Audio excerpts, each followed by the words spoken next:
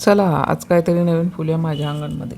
मित्रांनो, पावसाळ्यामध्ये सतत पडणाऱ्या पाण्यामुळे आणि दमट हवामानामुळे आपल्या घरातील पुदिन्याचे झाडे बऱ्याचदा खराब होतात. पानावर काळे पिवळे डाग पडतात किंवा मुळे कुजू लागतात.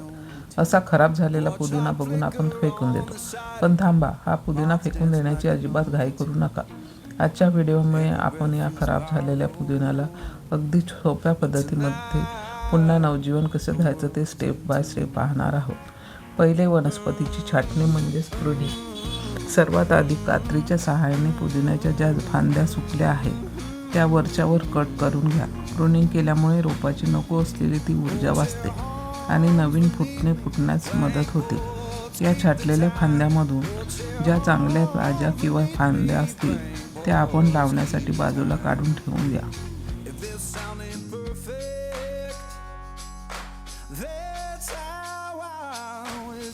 दुसरी स्टेप खूप महत्त्वाची आहे. पावसाच्या अतिपाण्यामुळे कुंडीतील माती एकदम घट्ट होते आणि जुनी मुळे कुजायला लागतात. त्यामुळे खुरपीच्या सहाय्याने माती व्यवस्थित उकरून घ्यायची. माती उकरून आपण ही जुनी गुंफलेली आणि खराब झालेली मुळे पूर्णपणे काढून टाकूया. जुनी मुळे काढल्याशिवाय नवीन मुळांना वाढायला जागा मिळत नाही. त्यामुळे ही मुळे काढून माती पूर्णपणे मोकळे करणे गरजेचे आहे.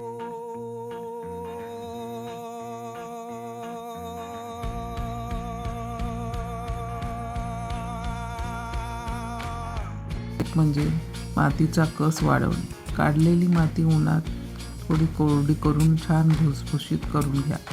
आता यामध्ये आपण देणार आहोत उत्तम पोषण. या मातीत आपण समप्रमाणात गांडूळखत व शेणखत मिक्स करणार आहोत. गांडूळखतामुळे मातीची सुपीकता वाढते आणि शेणखतामुळे पुदिन्याला आवश्यक असणारे नायट्रोजन मिळून पाने छान हिरवीगार होतात.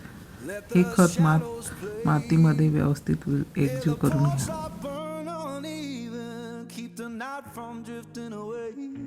चौथी स्टेप म्हणजे नवीन फांद्याची लावणी. आपण बाजूला काढलेल्या चांगल्या फांद्या घ्या. फांद्याच्या खालच्या भागातील पाने काढून घ्या जेणेकरून ती मातीत काढली गेल्यावर कुजणार नाही.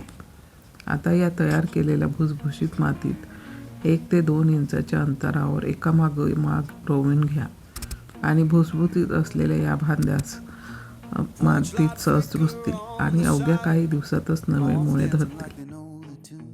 Porch light flicker on the siding, moths dancing like they know the tune.